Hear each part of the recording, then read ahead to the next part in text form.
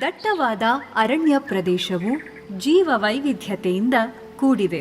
ಈ ಪ್ರಶಾಂತ ಅರಣ್ಯದಲ್ಲಿ ಶಾಂತ ಸ್ವಭಾವದ ಆನೆಗಳು ವಾಸಿಸುತ್ತಿವೆ. ಆನೆಗಳು ಮತ್ತು ಮಾನವರ ನಡುವೆ ಅವಿನಾಭಾವ ಸಂಬಂಧವಿದೆ. ಆ ಸಂಬಂಧವನ್ನು ಬೆಸೆಯುವವರು ಮಾವುತರು. ಪ್ರಾಚೀನ ಕಾಲದಲ್ಲಿ ಕೆಡ್ಡದ ಮೂಲಕ ಆನೆಗಳನ್ನು ಸೆರೆ ಹಿಡಿಯಲಾಗುತ್ತಿತ್ತು. ತದನಂತರ ಬದಲಾದ ಸನ್ನಿವೇಶದಲ್ಲಿ ಅರಣ್ಯ ಇಲಾಖೆಯು ಆಧುನಿಕ ವಿಧಗಳನ್ನು ಬಳಸಿ ಅರವಳಿಕೆ ಚುಚ್ಚುಮದ್ದಿನಿಂದ ಪುಂಡಾನೆಗಳನ್ನು ಮಾತ್ರ ಸೆರೆ ಹಿಡಿಯಲಾಗುತ್ತಿದೆ. ಈ ಸೆರೆ ಹಿಡಿದ ಪುಂಡಾನೆಗಳನ್ನು ಪಳಗಿಸಿ ಒಂದು ಸೌಮ್ಯ ಸ್ವಭಾವಕ್ಕೆ ತಂದು ಮಾನವನ ಒಡನಾಟದೊಂದಿಗೆ ಹಾಗೂ ಮಾನವನ ಜೀವನ ಶೈಲಿಯ ಜೊತೆಗೆ ಹೊಂದಿಕೊಂಡು ಹೋಗುವಂತೆ ಪಳಗಿಸುವ ಕಲೆಯೇ ಒಂದು ವಿಶೇಷ. ಅದು ಮಾವುತ ಮತ್ತೆ ಕಾವಾಡಿಗೆ ಮಾತ್ರ ಸಾಧ್ಯ. ಈ ಪಳಗಿಸಿದ ಆನೆಗಳ ಸಹಾಯದಿಂದ ಹುಲಿ ಕಾರ್ಯಾಚರಣೆಗೆ ಹಾಗೂ ಮಾನವ ಮತ್ತು ವನ್ಯಜೀವಿ ಸಂಘರ್ಷ ನಿವಾರಣೆಗೆ ಮತ್ತು ಗ್ರಾಮ ಪ್ರದೇಶಗಳಿಗೆ ಪ್ರವೇಶಿಸುವ ಕಾಡಾನೆಗಳನ್ನು ಪುನಃ ಕಾಡುಗಳಿಗೆ ಅಟ್ಟಲು ಈ ಪಳಗಿಸಿದ ಆನೆಗಳನ್ನು ಬಳಸಿಕೊಳ್ಳಲಾಗುತ್ತಿದೆ. ಕೋಪಗೊಂಡ ಆನೆಗಳನ್ನು ನಿಯಂತ್ರಿಸಿ ಶಾಂತ ಸ್ಥಿತಿಗೆ ತಂದು ಈ ಪಳಗಿಸುವಿಕೆಯಲ್ಲಿ ಮಾವುತರ ಪಾತ್ರ ಬಹು ಮುಖ್ಯವಾದುದು. ಅವರ ಸಾಹಸಮಯ ಧೈರ್ಯಶಾಲಿ ಗುಣಗಳು ಆನೆಗಳ ಮೇಲೆ ನೇರ ಪ್ರಭಾವ ಬೀರುತ್ತದೆ.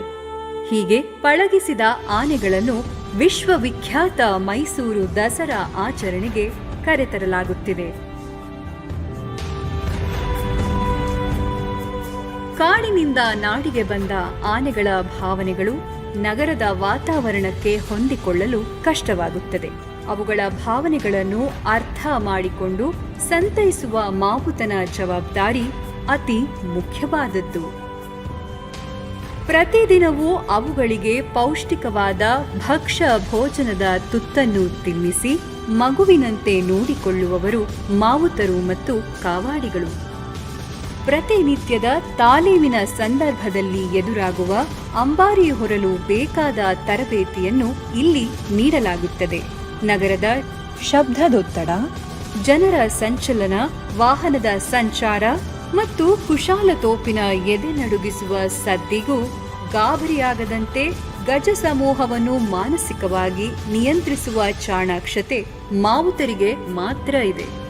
ವಿಶ್ವ ಪ್ರಸಿದ್ಧ ಜಂಬೂ ಸವಾರಿಯ ಮುಖ್ಯ ಆಕರ್ಷಣೆ ಆನೆಗಳು.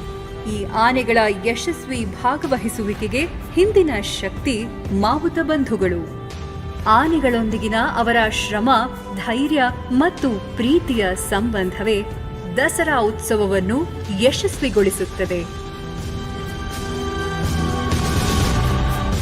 ಅಂಬಾರಿಯನ್ನು ಹೊತ್ತು ನಡೆಯುವ ಆನೆ ಮತ್ತು ಅಕ್ಕಪಕ್ಕದಲ್ಲಿ ನಡೆಯುವ ಆನೆಗಳನ್ನು ವಿಚಲಿತವಾಗದಂತೆ ರಸ್ತೆಯುದ್ದಕ್ಕೂ ಸಂತೈಸುತ್ತಲೇ ನಡೆಸುವ ಮಾವುತರು ಮತ್ತು ಕಾವಾಡಿಗಳು ಅವರ ಕುಟುಂಬದೊಂದಿಗೆ ಮೈಸೂರಿಗೆ ಆಗಮಿಸುತ್ತಿದ್ದಾರೆ. ಅವರಿಗೆ ಪ್ರೀತಿಪೂರ್ವಕ ಸ್ವಾಗತ.